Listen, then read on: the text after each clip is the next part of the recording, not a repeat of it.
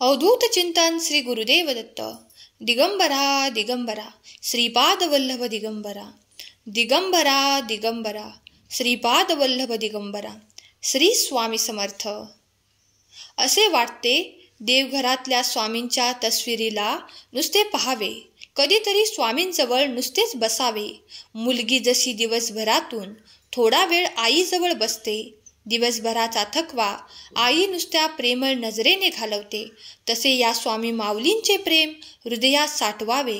कधीतरी नुसते स्वामींजवळ बसावे, काही मागू नये, काही सांगू नये, सारे संभाषण नुसते नजरेतून व्हावे. कधीतरी स्वामींजवळ नुसते बसावे, आपल्या स्वामी माऊलींकडून डोक्यावरून पाठीवरून हात फिरवून घ्यावे. मनाला विलक्षण शांती देणाऱ्या स्पर्शाला अनुभवावे. कधीतरी स्वामींजवळ नुसतेच बसावे, शांतपणे स्वामींकडे पाहत राहावे. असेच स्वामींची नवनवीन संदेश पाहण्यासाठी ऐकण्यासाठी चॅनलला सबस्क्राईब करा आणि कमेंट बॉक्समध्ये स्वामी आई मला तुझ्यावर खूप विश्वास आहे कमेंट करा. तुमच्यासाठी बंद नशिबाचे दरवाजे उघडले जातील. स्वामींचा आजचा संदेश तुमच्यासाठी आहे. शांतपणे ऐकावे. वेळेची साथ देण्यापेक्षा सत्तेची साथ द्या. वेळ तुमची आपोआप साथ देईल. आयुष्य आनंदी ठेवायचे असेल तर स्वाद आणि वाद या दोन्ही गोष्टींचा त्याग करावा लागतो. स्वाद सोडला तर शरीराला फायदा होतो आणि वाद सोडला तर नाते टिकवण्यासाठी फायदा होतो.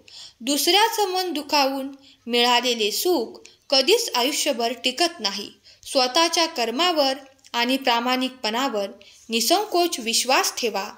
योग्य वेळ आले की तुम्हाला इतके देणार की तुमच्याकडे मागायला काहीही उरणार नाही. तुमचे स्वामी शक्तीवर विश्वास असेल तर होय, माझा स्वामी शक्तीवर स्वामींच्या योजनेवर विश्वास आहे कमेंट करा. भाग्यवंत ठराल. माणूस खूप अवघड आहे. एकमुखी भेटणं. कठीण परिस्थिती आपल्यावर आल्यावर जगायचं कसं हे शिकवणारा एकच शब्द तो म्हणजे श्री स्वामी समर्थ. न मागता भेटायला आलेल्या चांगल्या माणसांचे महत्त्व त्यांनी पाठ फिरवल्याशिवाय कधीच कळत नाही. स्वामी म्हणतात, बाळा सगळं मिळतं परत, पण वेळ आणि माणूस पुन्हा मिळत नाही. स्वार्थ आणि मोठेपणा सोडला की माणसाला आनंद घेता येतो आणि देताही येतो. सुख सगळ्यांचं बोलत असतं, पण दुःख मात्र बरंच जणांचं मुकं असतं. बोलताना शब्द मध्ये धार असते नाही तर आधार असायला पाहिजे. धारेचे शब्द मन कापतात आणि आधाराचे शब्द मन जिंकतात. माझ्या बाळा भिवू नको, मी तुझ्या पाठीशी आहे. माझ्या वचनांचे सदैव पालन करत राहा. जीवनात यशस्वी व्हायचं असेल तर पहिल्यांदा संकटाशी मैत्री आणि भीतीला सामोरे जायला शिक. जीवनाचे एकच तत्व आहे, जो तुम्हाला भीती दाखवतो त्याच्यासमोर ठामपणे उभे राहायला शिका. बाळा शांत राहा. आता कोणी काय बोलायचं हे आपल्या हातात नाही, पण त्याच्या बोलण्याचा आपण कसा आणि किती स्वतःवर परिणाम करून घ्यायचा हे आपल्या हातात आहे. हे आपण आपलंच ठरवायचं आहे. जो दिसण्यावर जातो तो हमखास फसतो. जो डोळ्यातील भाव ओळखतो तो मन जिंकतो, पण जो मनातील भाव ओळखून शब्दातील भावना समजतो पण मन जिंकून कायम हृदयात राहतो. देव कोठे दिसतो ना कुणाला मानवाला. त्याच्यासाठी नित्य शरण जावे लागते. त्याला संकट समयी तोच धावून येतो. श्री स्वामी समर्थ मदतीला धावून येतात. स्वामी म्हणतात, प्रेमाने जोडलेली चार माणसं व त्यासाठी लागणारे 2 गोड शब्द हे वैभव ज्याच्या जवळ आहे तोच या जगात खरा श्रीमंत आहे. कोणी तुला कितीही दुःख द्यायचा प्रयत्न करू दे, त्रास देऊ दे, शेवटी त्याची गाठ माझ्याशी आहे. माझ्या सेवेने तुमचे सगळं आयुष्य बदलून जाईल. हातातलं गेलं तरी नशिबातलं कोणीच घेऊ शकत नाही, कारण फुकटचं पुरत नाही आणि कष्टाचं कधी संपत नाही. सायन्स कितीही पुढे गेले तरी आपल्यांनी दिलेल्या काळजावरचे घाव कोणत्याही एक्सरेमध्ये कधीच दिसत नाही. काय बरोबर ना समजत नाही. सहमत असाल तर होय कमेंट करा. तुमची सहमती दर्शवा. काहीही होणार नाही आणि उगाचच कल्पनेमध्ये अडकू नकोस. माझ्या बाळा निर्भय हो. स्वामींच्या मठात एक छान पाटीवर लिहिलेलं होतं, कोणताही क्लेश मनात न ठेवता आत या. तुम्ही पाप करून करून थकले असाल, पण मी तुम्हाला माफ करून करून थकलो नाही. स्वामी म्हणतात हेही दिवस सरतील, तुझे दिवस सरतील. तू विश्वास ठेव माझ्यावर. तू एकटा नाहीस. मी सदैव तुझ्या पाठीशी आहे. माझ्या नामस्मरणाने संकट यायचे थांबणार नाही, कारण संकट हे जीवनाचा एक भाग आहे. पण माझे नामस्मरण तुझ्या संकटाचे ओझे इतकं हलकं करेन की तुला फुलाप्रमाणे ते संकट भासेल. नेहमी तुमच्या मनाला सांगत चला, हे मना, कितीही संकटे आली तरी खचू नकोस.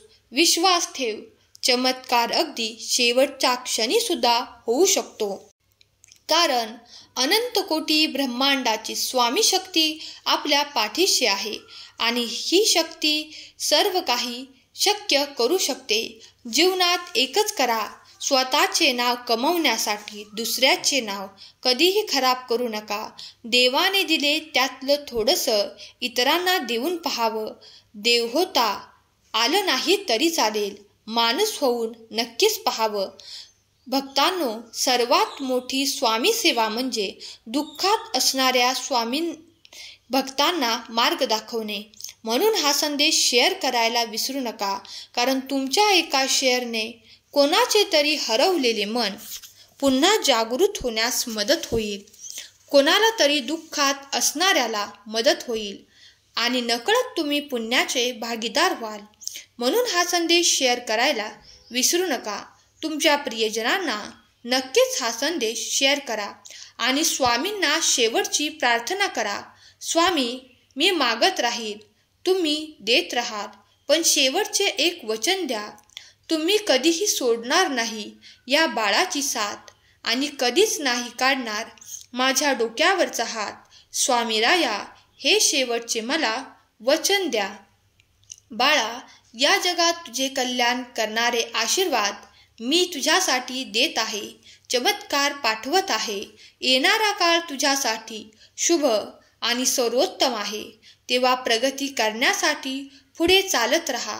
मार्गात तुला माझे चमत्कार देखील प्राप्त होतील. स्वामींचा आशीर्वाद प्राप्त करण्यासाठी स्वामी, मी तुमचे प्रिय बाळ लिहायला विसरू नका. स्वामीदेव तुमचे कल्याणच करणार आहेत. स्वामींच्या अभय वचनावर विश्वास ठेवा. स्वामी तुम्हाला हरू देणार नाहीत. तुम्हाला या मार्गाने विजय प्राप्त करून देतील, यावर विश्वास ठेवा. स्वामीदेव सर्वांच्या इच्छा पूर्ण करोत. तुम्ही जे काही मागत आहात, प्रार्थनेत जे काही सांगत आहात, ते देव ऐकत आहेत. तुमच्या सर्व काही इच्छा पूर्ण होत. तुमच्या मुलाबाळांना, कुटुंबाला सुख, समाधान, आनंद, प्रगतीचे क्षण स्वामी देवोत. हीच स्वामी माऊली चरणी प्रार्थना. केलेली सेवा स्वामींचरणी अर्पण करते. आजचा हा संदेश शेवटपर्यंत ऐकल्याबद्दल धन्यवाद. श्री स्वामी समर्थ.